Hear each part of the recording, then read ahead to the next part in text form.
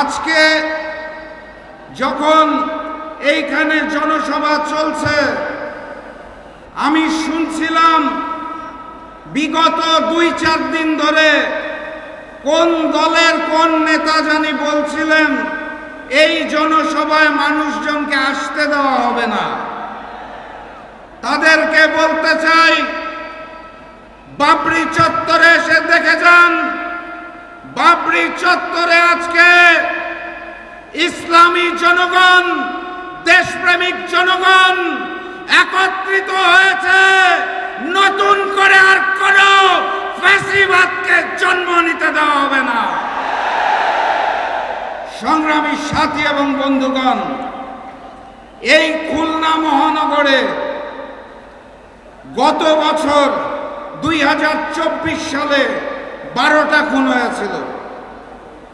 2025 সালে 11 মাসে ফ্যাসিস্ট হাসিনা মুক্ত বাংলাদেশে তার 3 গুণ 34টা খুন হয়েছে।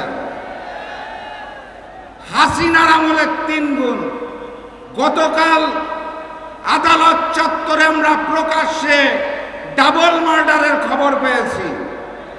আর হাসিনা মুক্ত বাংলাদেশে ওই নতুন করে জেগে ওঠা সন্ত্রাসী সংগঠন বিএনপি খুনে ডাবল সেঞ্চুরি পার করে ফেলেছে। এই প্রশাসন, এই আইন শৃঙ্খলা বাহিনী দিয়ে লেভেল প্লেইং ফিল্ড হবে, জাতীয় নির্বাচন সুষ্ঠু হবে, সেটা বাংলাদেশের কোনো পাগলও বিশ্বাস করে না।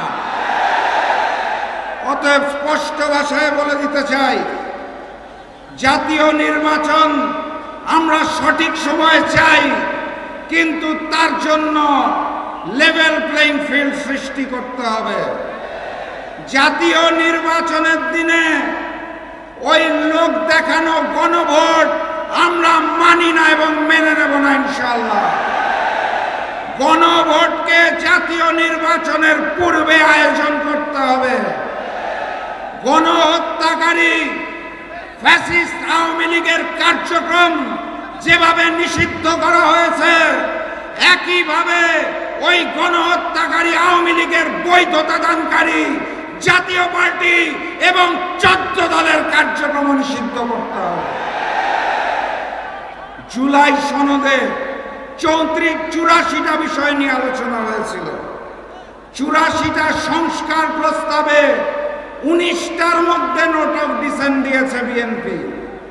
অর্থাৎ 25% বিষয়ে তাদের নোট অফ ডিসেন্ট। এখান থেকেই বোঝা যায় বিএনপি নতুন করে স্বৈরাচার হতে চায়। তারা সংস্কার মানে না। যারা নতুন বাংলাদেশের সংস্কার মানে না, তাদেরকে আমরা লাল কার্ড দেখাবো ইনশাআল্লাহ। গতকাল স্বাধীন কমিশন পিলখানা গণহত্যার রিপোর্ট দিয়েছে, আপনারা জানেন। সেই রিপোর্টে স্পষ্ট করে বলা আছে পিলখানা গণহত্যার জন্য আওয়ামী লীগ এবং ভারত দায়ী। আমার রিপোর্টটা দেখে ভালো লেগেছে, কারণ পিলখানা গণহত্যার পর সর্বপ্রথম আমার মরহুম পিতা শফিউল আলম প্রধান বলেছিলেন এটা বিডিআর বিদ্রোহ নয়, এটা পরিকল্পিত ঘটনা এবং এর পিছনে ভারত রয়েছে, শেখ হাসিনা রয়েছে। সেটা গতকাল প্রমাণ হয়েছে। আরেকটা ছোট্ট ঘটনা বলতে চাই। 2 বছর আগে পিলখানা গণহত্যা দিবস উপলক্ষে আমরা একটি আলোচনা সভার আয়োজন করেছিলাম। তখন আমাদের দল জাকপা 12 দলীয় জোটে ছিল। প্রধান অতিথি হিসেবে এসেছিলেন বিএনপির একজন স্থায়ী কমিটির সদস্য।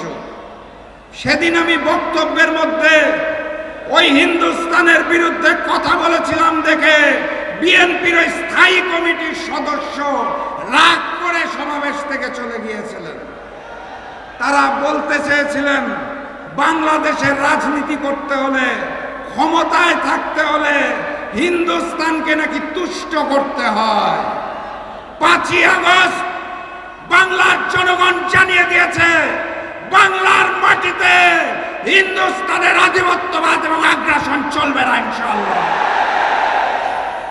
প্রভু হিসাবে আমরা হিন্দুস্তানকে মানি না, আমাদের প্রভুর নাম মহান রব্বুল আলামিন আল্লাহ। আল্লাহ ব্যতীত কারো সামনে মাথা নত করতে চাই না। ক্ষমতায় যাওয়ার জন্য ওই পুরাতন আওয়ামী লীগ আর নতুন বিএনপি যদি হিন্দুস্তানের সাথে কারসাজি করতে চায়, তলে তলে গোপন বৈঠক করতে চায়, বাংলাদেশের জনগণ আর নতুন করে স্বৈরাচার চাঁদাবাজকে মেনে নেবে না ইনশাআল্লাহ। আমার প্রাণপ্রিয় উপস্থিতি, ওরা প্রভু মানে হিন্দুস্তানকে, আমরা প্রভু মানি আল্লাহকে। বিজয় কার হবে? আমার সামনে উপস্থিত তৌহিদি জনতা, স্পষ্ট ভাষায় জানিয়ে দিতে চাই, গণভোটে হ্যাঁ বলো, আট দলের প্রতীকে সিল মারো। গণভোটে হ্যাঁ বলো, আট দলের প্রতীকে সিল মারো। আগামীর বাংলাদেশ হবে ইসলামের বাংলাদেশ। আগামীর সংসদ হবে কোরআনের সংসদ। ওখানে আল্লাহ ব্যতীত আমরা আর কোন প্রভু মেনে নেব না। ওখানে হিন্দুস্তানের হিন্দুত্ববাদকে মেনে নেব না। ওখানে কসাই নরেন্দ্র মোদীর পরিকল্পনা মেনে নেব না। আওয়ামী লীগ যেভাবে দেশ ছেড়ে হিন্দুস্তান পালিয়েছে, বিএনপিকে বলতে চাই, জনতার কাতারে আসুন, না হলে আপনাদেরও পালিয়ে যেতে হবে দেশ ছেড়ে। আমি সর্বশেষ ওই স্লোগানটা দিয়েই শেষ করব, যেই স্লোগানে হিন্দুস্তানের বুক কাঁপে, পুরাতন জালিম আওয়ামী লীগের বুক কাঁপে, নতুন জালিম বিএনপির বুক কাঁপে। স্লোগান ধরুন, নারায়ে তাকবীর, নারায়ে তাকবীর, নারায়ে তাকবীর। আবারও দেখা হবে, আবারও কথা হবে ইনশাআল্লাহ। এই স্লোগান দিয়ে বিজয়ীর বেশে আমরা ঘরে ফিরব, তার আগে মাঠ ছাড়বেন না। বিজয়ের পথে যাত্রা শুরু, জীবন অথবা মৃত্যু।